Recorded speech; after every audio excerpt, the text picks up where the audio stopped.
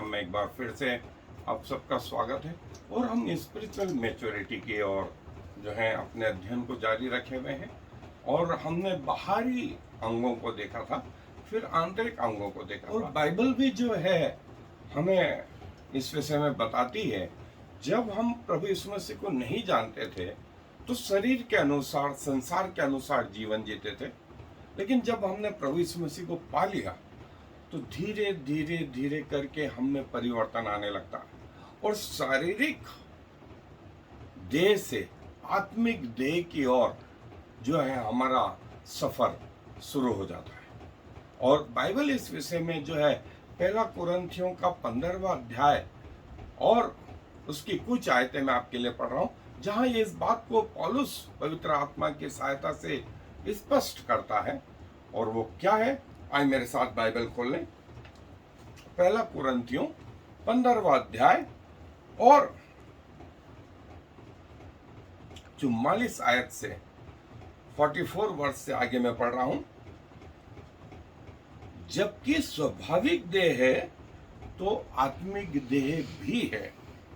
ऐसा ही लिखा भी है कि प्रथम मनुष्य अर्थात आदम जीवित प्राणी बना और अंतिम आदम जीवनदायक आत्मा बना। परंतु पहले आत्मिक ना था पर स्वाभाविक था, इसके बाद आत्मिक हुआ। प्रथम मनुष्य धरती से अर्थात मिट्टी का था, दूसरा मनुष्य स्वर्गीय है। जैसा वह मिट्टी का था वैसे ही और भी मिट्टी के हैं, और जैसा वह स्वर्गीय है वैसे ही और भी स्वर्गीय है। और जैसे हमने उसका रूप जो मिट्टी का था धारण किया, वैसे ही उस स्वर्गीय का रूप भी धारण करेंगे। जो हमारा सफर है, जो हमारी जर्नी है, वो संसारिक देह से आत्मिक देह की ओर। प्रथम आदम जो मिट्टी का बना था, जब प्रभु ने हमें वाली दे दी है तो बिल्कुल वैसा ही वो प्रभु यीशु मसीह के जी उठने के बाद जो देह थी वैसी देह हमारी भी होगी। और ये एक स्पिरिचुअल मैच्योरिटी की ओर हमारा कदम होगा। आए हम अपने अध्ययन पर चलें, बाइबल क्या कहती। जैसा पवित्र आत्मा बता रहा था हमें कि हमने, और पवित्र आत्मा हमें यहाँ तक लेकर के आना चाहता है।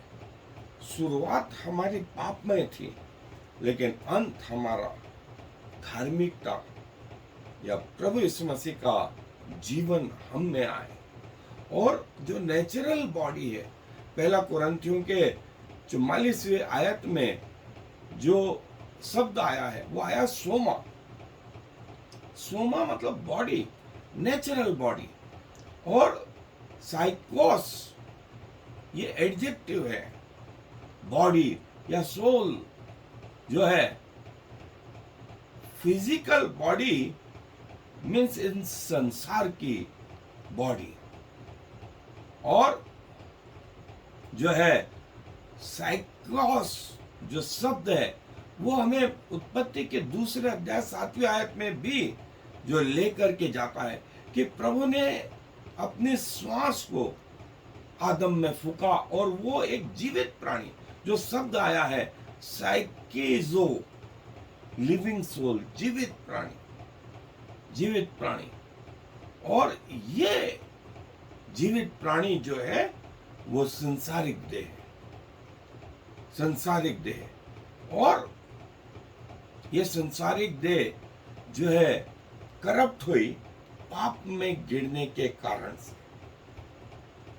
और जब तक वो पाप में नहीं गिरी थी तब तक वो करप्ट नहीं थी, वो पवित्र थी, वो परमेश्वर की आत्मा के साथ थी।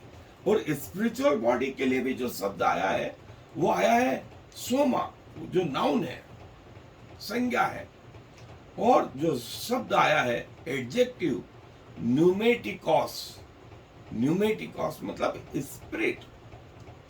और जो है स्पिरिचुअल बॉडी जो है वो जो है, जो प्रभु यीशु मसीह ने निकोदेमुस से कहा था कि आत्मा से जन्मा हुआ व्यक्ति भी ऐसा ही है।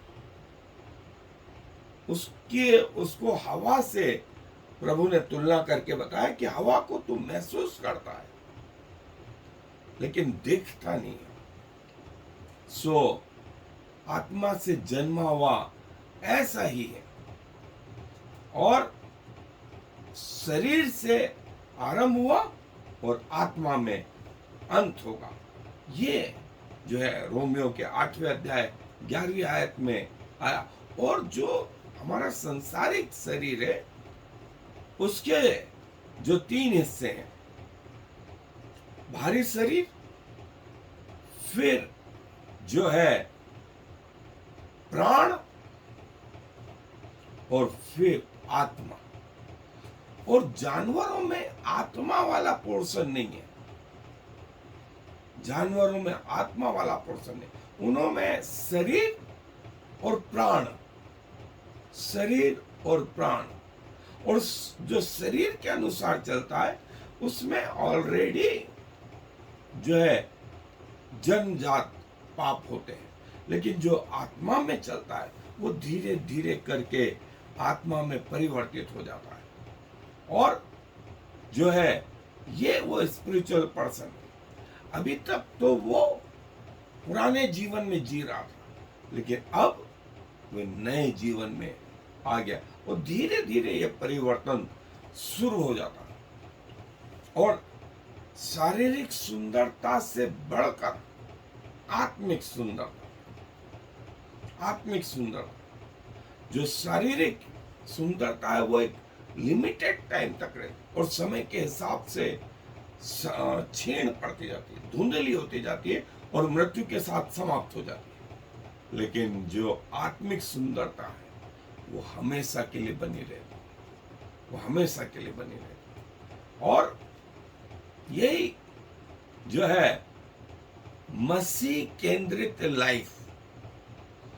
अभी तक जो हम सीट पर बैठे हुए थे वो खुद थे, खुद थे, यहां हमारी पोजीशन थी और हम सब चीजों को कंट्रोल करते थे। लेकिन जब प्रभु आ गया तो प्रभु इस सेंटर में, प्रभु और हम जो है वो साइड में। अब जो भी चीजें हमारे जीवन में कंट्रोल होती है वो प्रभु के द्वारा, आत्मा के द्वारा कंट्रोल होती है। इसलिए तकलीफ तो अभी भी आती है, लेकिन अब हम उसका सामना नहीं करते, अब सामना पवित्र आत्मा करता है, उसका जवाब वो देता है। और जो हमारा अंदरूनी जो हिस्सा है वो स्पिरिट, जैसा मैंने कहा, वो जानवरों में नहीं होती, वो जानवरों में नहीं होती। जानवरों में 2 चीज होती है, शरीर और उनका प्राण, शरीर और उनका प्राण। और बाइबल इस विषय में स्पष्ट करती है कि जब हम मरते हैं तो आत्मा परमेश्वर के पास, जिसने उसे बनाया, उसके पास लौट जाती है। सबोपदेशक की पुस्तक 3 अध्याय 19 और 20 आयत। और जब परमेश्वर ने आदम में फूंका तो परमेश्वर के आत्मा जो है उसमें के अंदर आई, जो उसका ब्रेन, जो आत्मा का केंद्र बिंदु, हृदय जो उसका केंद्र बिंदु, वो जीवित प्राणी तब हुआ। उसके पहले परमेश्वर ने सारे प्राणियों को बनाया था और सबको अपना अपना शरीर दिया, और सब में लहू, और लहू में प्राण था, लहू में प्राण था। लेकिन जो है जब आत्मा से जो जन्मा प्रभु यीशु मसीह पर विश्वास करने के द्वारा, सो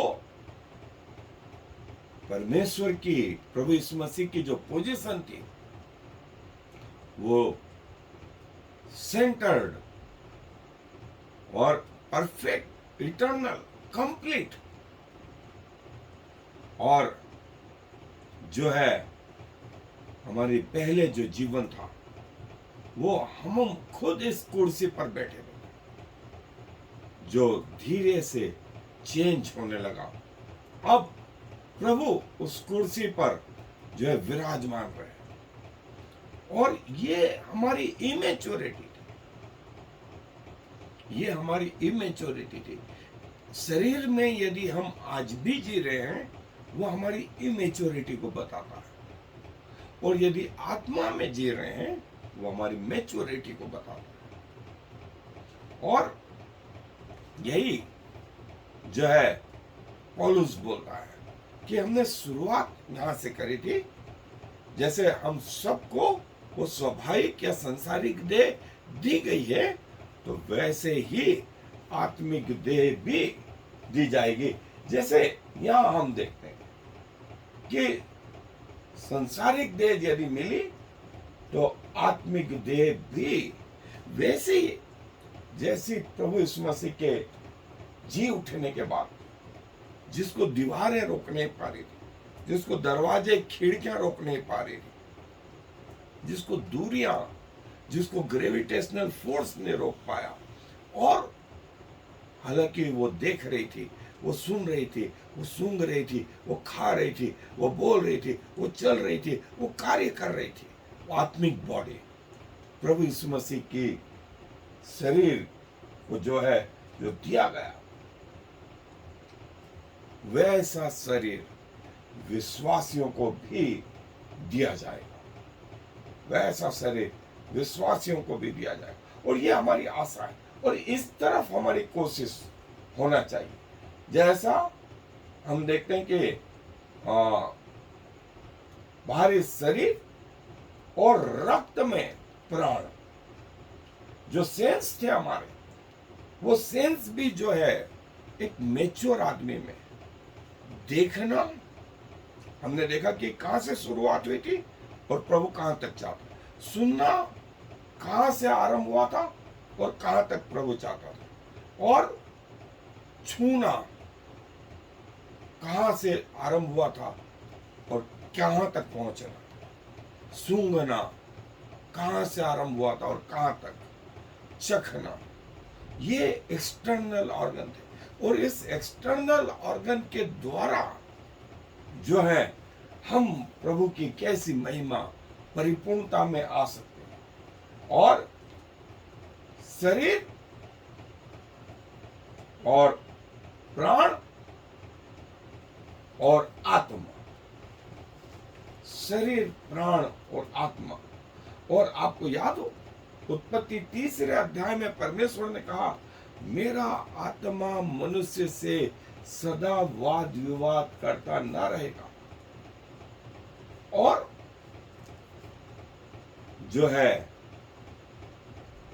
मनुष्य मिट्टी से बना है, मिट्टी में मिल जाएगा। लेकिन प्रभु यीशु मसीह उसी आत्मा को जो है पुनरुत्थान के बाद फिर से लेकर के आते, और कहते हैं कि लो उस पवित्र आत्मा को लो। और ऐसा कहकर उन्होंने फिर से चेलों पर फूका, जो एक दिन नष्ट हो गया था, समाप्त हो गया था। प्रभु यीशु मसीह ने फिर से उसे उस अवस्था में ला दिया जो आदम और परमेश्वर के साथ। और पौलुस बोलता है कि यदि संसारिक देह है तो आत्मिक देह भी है, उसका तेज अलग है, उसकी बातें भिन्न है। और जो है बाहरी शरीर, फिर आंतरिक विचार, चाहत, ये सब हमने देखा।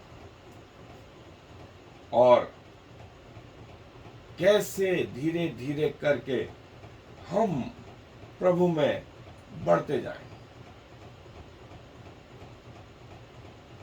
और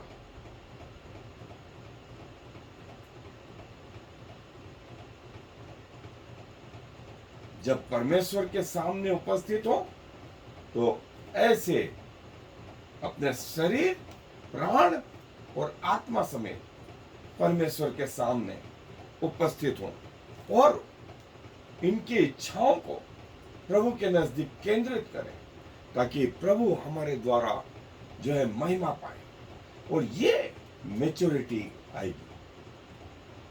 ये वो मेच्योरिटी का साइन है।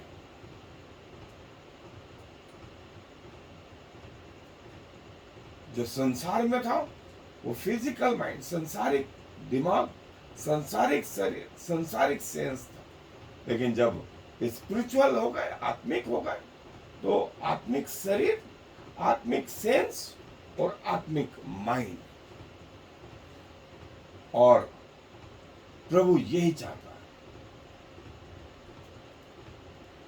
कि हम आत्मा से और शरीर से, दोनों से प्रभु को बिलोंग करें, और प्रभु हमारे द्वारा जो है महिमा पाए। ये फिजिकल बॉडी, ये आत्मा और इच्छाएं, इमोशंस, ये संसारिक और ये आत्मिक। ये आत्मिक आत्मा वहां लौट जाएगा जहां से वो आया था, अर्थात परमेश्वर के पास। और शरीर जो है पृथ्वी पर रह गया। शरीर के साथ में जो प्राण है वो छूट गए हैं। रक्त तो है और प्राण वहीं की वहीं मिट्टी में मिल गए, लेकिन जो परमेश्वर के पास गया वो आत्मा गया, आत्मा गया।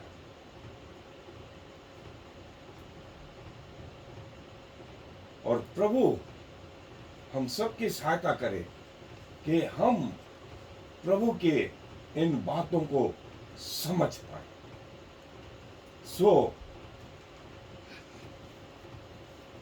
प्रभु को हम इस रीति से समर्पित हो, इस रीति से समर्पित हो कि हमारा प्राण, हमारा शरीर और हमारी आत्मा प्रभु के राज्य के लिए इस्तेमाल भी हो सके।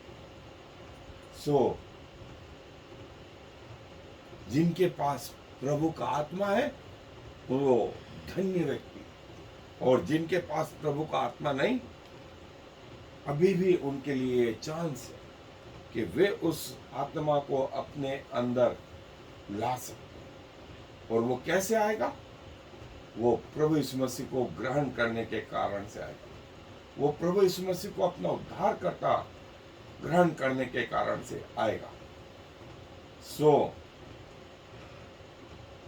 अभी भी चाहे आपकी उम्र कोई भी कितनी क्यों ना रहे, लेकिन यदि आप ऐसा करते हैं, आप इस अनुभव को पाएंगे। और देखिए, जो शरीर के 3 हिस्से हैं, उसी 3 हिस्सों में जो है परमेश्वर का आत्मा रहता है, जिसको हम आगे देखेंगे, जिसको हम आगे देखेंगे और डिटेल में देखेंगे,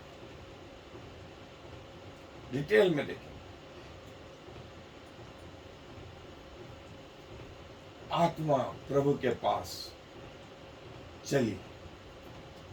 आत्मा अनंत है, चाहे वो अनंत नरक में जाए, चाहे अनंत स्वर्ग में जाए, ये समाप्त नहीं होने वाली। लेकिन जाएंगे कहाँ, ये निर्धारित करेगा पृथ्वी पर आपका निर्णय, और मृत्यु तक आपका जीवन कैसा रहा ये। और फिजिकल लाइफ जो हम अभी जी रहे, और एक स्पिरिचुअल वर्ल्ड जो बाकी है, जो बाकी है। Body, spirit and soul. और देखें, ये मूसा के तंबू में भी, और परमेश्वर ने कहा तुम्हारा शरीर मेरा मंदिर, तो वो वहां पर भी वो 3 हिस्से। हम आगे जाकर के इसको जो है डिटेल में इसका अध्ययन भी करें। परमेश्वर अपने वचन पर आशीष दें। आज दुआ प्रभु जी धन्यवाद देते हैं कि हम तो पापों में पड़े हुए थे प्रभु, और हमारे लिए कोई आशा नहीं थी। हम जिस मार्ग पे चल रहे थे वो हमें अनंत नरक की ओर ले जा रहा था। ये तो आपकी बड़ी दया हुई, आपका प्रेम इस रीति से प्रकट हुआ कि आप स्वयं ने यीशु मसीह के रूप में शरीर धारण किया, पृथ्वी पे हमारे जैसा जीवन दिया, और अपने खुद के न्याय के अनुसार जो है हमारे पापों की सजा आपने खुद उठाई कि हम जो है पाप की गुलामी से आजाद हो जाएं। प्रभु धन्यवाद देते हैं, क्या कहें पिताजी। और आप समयों से, हजारों सालों से ये बताते आ रहे हैं कि शरीर, प्राण और आत्मा, मूसा के तंबू में शरीर, प्राण, आत्मा, और कलीसिया के जीवन में आपने कहा कि मैं तुम्हारे अंदर बसूंगा और तुम्हारे शरीर को अपना मंदिर बनाऊं। और प्रभु आज ऐसा ही हमारे जीवन में होता जा रहा है। सो प्रभु आपकी जीवित उपस्थिति के लिए हम धन्यवादित हैं, और प्रभु अपने आप को धन्य मानते हैं कि आप जैसे परमेश्वर हमारे पिता हैं। सो प्रभु हमारे शरीर के द्वारा, हमारे प्राण के द्वारा, हमारी आत्मा के द्वारा प्रभु आपके नाम की महिमा। धन्यवाद के साथ में इस विनती को प्रभु यीशु मसीह के नाम के कारण से मांग लेते हैं, आमीन। और I am the Lord. There is no other God. I have prepared you even though you do not know me, so all the world from east to west will know there is no other God. I am the Lord, and there is no other.